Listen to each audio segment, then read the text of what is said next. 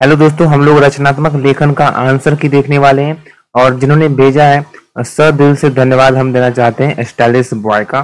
ठीक है, चलिए सबसे बड़ा क्वेश्चन क्या है। रचनात्मक लेखन में पात्र का उद्देश्य क्या होता है। वन का राइट आंसर ये हो जाएगा, केवल संवाद कहना। क्या होगा? केवल संवाद कहना।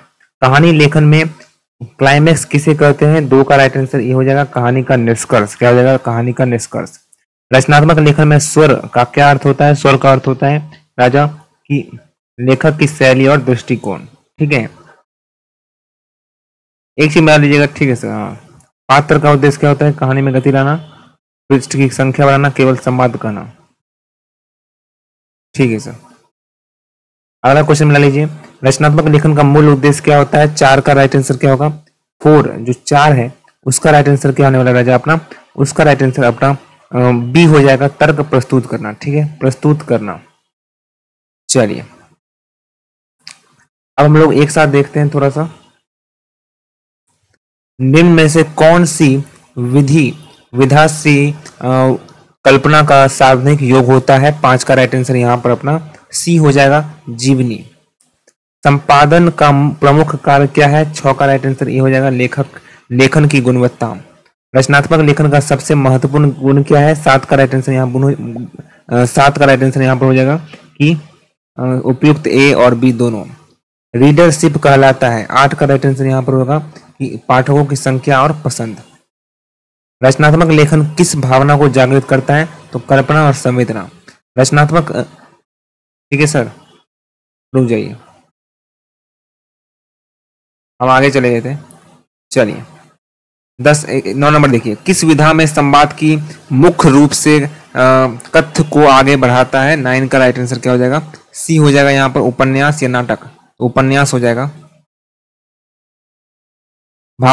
भावात्मक अपील किन विधाओं के लिए आवश्यक है। 10 का राइट आंसर। 10 का राइट आंसर अपना बी हो जाएगा, सूचना लेखन।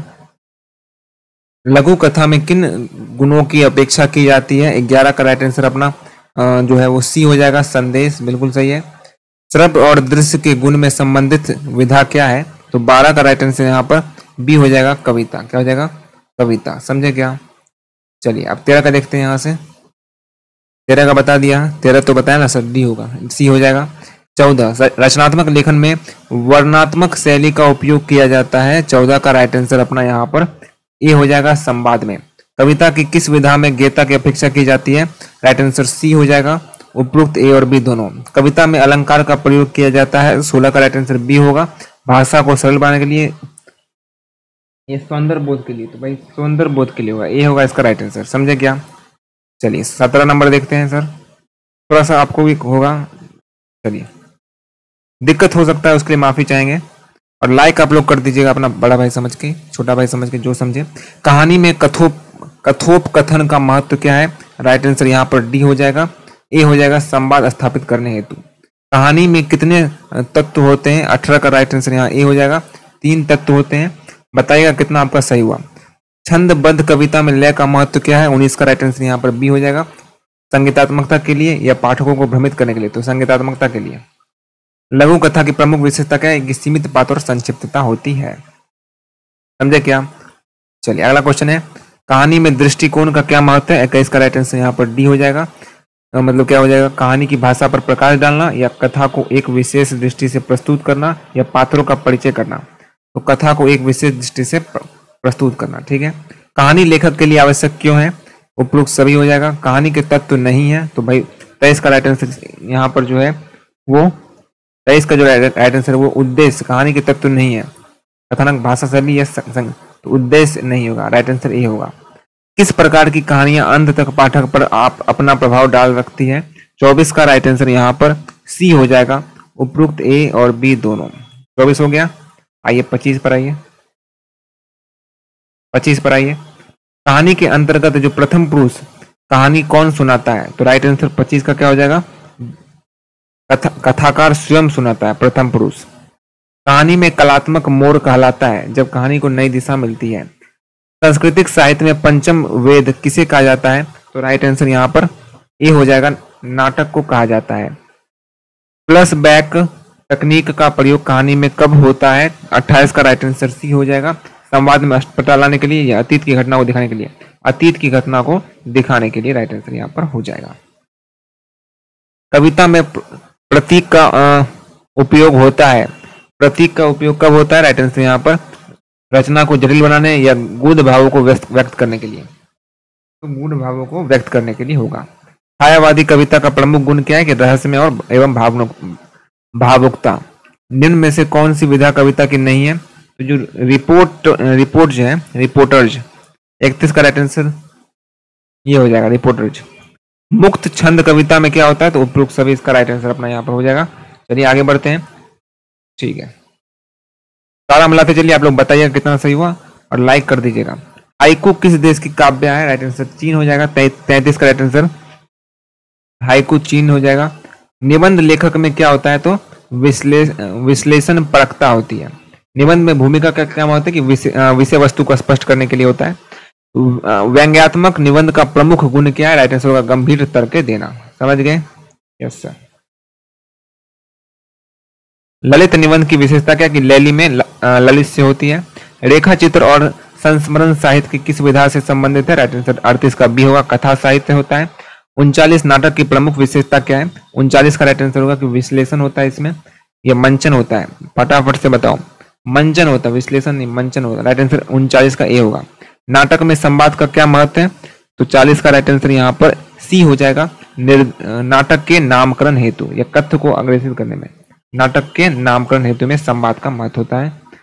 रुक जाइए, संवाद का महत्व पूछ रहा है ना, तो राइट आंसर यही होगा, कथ्य को अग्रेसित करने में। ठीक है सर,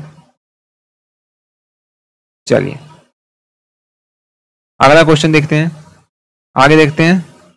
नाटक में त्रासदी की स्थिति है, 41 का राइट आंसर क्या होगा? बी हो जाएगा, रोमांस। एकांकी क्या है? 42 का राइट आंसर यहाँ पर, 42 का राइट आंसर डी, एक अंक का छोटा नाटक। ठीक है, नाटक की संरचना में कौन सा क्रम सही है? 43 का राइट आंसर यहाँ पर ए हो जाएगा, संवाद, मंचन और अभिनय। पटकथा में सीन का महत्व क्या है? 44 का राइट आंसर सी हो जाएगा, एक समय और स्थान पर घटने वाला घटना। पटकथा लेखन का प्रयोग होता है, 45 का राइट आंसर यहाँ पर बी होगा, काव्य पाठ। पटकथा का आरंभ सामान्यतः किससे होता है? 46 का राइट आंसर यहाँ पर डी होगा, सीन हेडिंग के लिए या चित्र वर्णन के लिए। पटकथा चित्र वर्णन में होता है। पटकथा लेखन में डायलॉग का क्या कार्य है? डायलॉग का क्या कार्य है? 47 का राइट आंसर यहाँ पर ये होगा, साउंड इफेक्ट दिखाने के लिए या पात्र की सोच और संबंध प्रकट करने के लिए। बी होगा राइट आंसर। पटकथा में दृश्य का संप्रेषण कहाँ होता है? तो वही संवाद में होता है। चलिए आगे बढ़े क्या? चलिए अगला क्वेश्चन देखते हैं। 49 रचनात्मक लेखन में भाषा का कलेवर होता है। 49 का राइट आंसर यहाँ पर तर्क आधारित होता है और सरल और प्रभावशाली होता है। ठीक है, बी होगा राइट आंसर। लेखक की शैली आधारित होती है, लेखक की सोच और अभिव्यक्ति का तरीका, लेखन की लंबाई नहीं। ठीक है, रचनात्मक लेखन में वातावरण का क्या महत्व है? तो कहानी का मूड या परिवेश हेतु।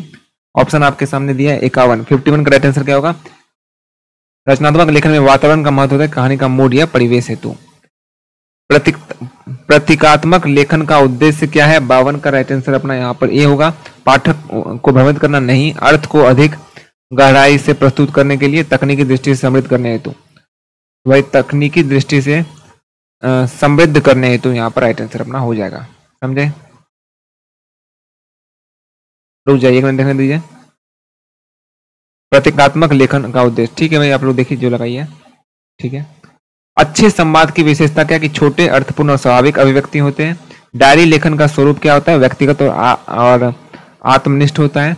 आत्मकथात्मक लेखन में सत्य का महत्व क्यों होता है? 55 का राइट आंसर अपना यहाँ पर सी हो जाएगा, विश्वसनीयता और प्रभाव के लिए। किस लेखन में लेखक स्वयं अपने अनुभव को व्यक्त करता है? तो आत्मकथा जो होता है उसमें अपने व्यक्त करता है। चलिए मिलाते जाइए, बताइएगा कितना सही हुआ। यात्रा वृत्तांत लेखन आधारित होता है, 57 का राइट आंसर बी होगा, बिल्कुल बी होगा। चलिए, मौलिकता और स्थान विशेष के लिए। ठीक है, रिपोर्टर्स लेखन किस विधा के अत्यंत निकट होते हैं? तो 58 का राइट आंसर यहाँ पर बी होगा, समाचार रिपोर्टिंग के लिए होते हैं रिपोर्टर, समाचार रिपोर्टिंग। यात्रा वृत्तांत किससे संबंधित होता है? लेखन के दृष्टिकोण और अनुभवों से होती है। रिपोर्टर लेखन में किसका प्रयोग सार्वजनिक होता है? तो स्थानीय विवरण और दृष्टांत का होता है। समझे? रिपोर्टर्स की भाषा कैसी होती है? तो सजीव और संवेदनशील प्रभावशाली होती है। 62 का राइट आंसर यहाँ पर रचनात्मक लेखन के लिए सबसे महत्वपूर्ण कल्पनाशील और अवलोकन क्षमता होनी चाहिए। लेखक के लेखन अभ्यास को क्या कहा जाता है? तो इसके लेखन प्रक्रिया कहा जाता है। रचनात्मक लेखन में मंथन चरण क्या होता है? राइट आंसर यहाँ पर होगा विचार एकत्र करना। चलिए आगे देखें क्या किस अवस्था में लेखक अपनी रचना को अंतिम रूप देती है? 65 का राइट आंसर यहाँ पर होगा पुनर्लेखन संपादन चरण। राइटर का ब्लॉक क्या है? राइट आंसर यहाँ पर अपना सी होगा लेखन में रुकावट और मानसिक अटकाव। किस रचना को प्रकाशन हेतु भेजने से पहले क्या आवश्यक है? 67 का राइट आंसर ये होगा संपादन और प्रूफ रीडिंग। डिजिटल लेखन के लिए क्या आवश्यक है? 68 का राइट आंसर सी होगा पठनीय और संक्षिप्त लेखन। समझे क्या? चलिए आगे है ब्लॉग लेखन रचनात्मक लेखन का हिस्सा कब बनता है? 69 का राइट आंसर बी होगा लेखक के निजी अनुभवों पर आधारित हो। साहित्यिक प्रतियोगिता में भेजी गई रचनाओं की सफल किस पर निर्भर होती है? तो 70 का राइट आंसर सी होगा लेखक की उम्र पर। बस इतना ही था। आप लोग बताइए कितना आपका सही हुआ और कुछ गलतियां हो सकती है आप लोग सुधार कर लीजिएगा। ठीक है, थैंक यू सो मच।